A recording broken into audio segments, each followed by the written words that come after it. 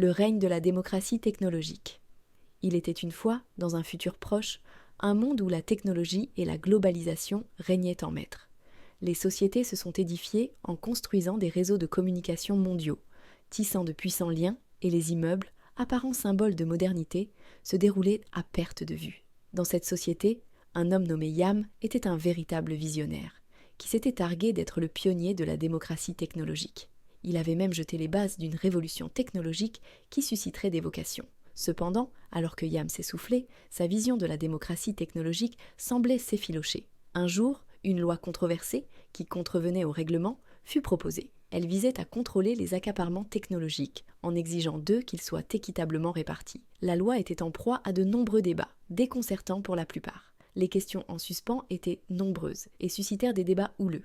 Yam, qui n'avait connu que le libéralisme, s'en est emparé pour en faire un cheval de bataille. Innovateur invétéré, il a dénoncé cette loi avec véhémence, l'accusant d'entraver la liberté technologique. Son discours, bien qu'il semble mis hors d'état de nuire, a redonné du mordant à la contestation. Pourtant, la loi fut entérinée, et Yam, dépité, se retira du débat public. Il s'est isolé dans son immeuble ultramarin, une propriété du bord de mer qui renfermait ses inventions les plus sidérantes. Également au creux de la vague, il a commencé à se démunir de ses ressources, se délester de ses prébendes technologiques et purger ses comptes. Cependant, la technologie a pris le dessus. Les sociétés de chasseurs-cueilleurs, qui s'étaient jusqu'alors senties démunies, ont commencé à tirer profit d'un nouvel équilibre. Elles ont développé l'art de la PMA, ou partage des moyens d'accès, pour lutter contre les accaparements technologiques. Ces nouveaux acteurs ont été accueillis avec enthousiasme par la société, qui loue leur courage et leur ingéniosité. Ils ont réussi à infléchir le cours de l'histoire technologique et à créer une nouvelle forme de démocratie technologique, dans le sens où ils ont su utiliser la technologie pour l'avantage de tous.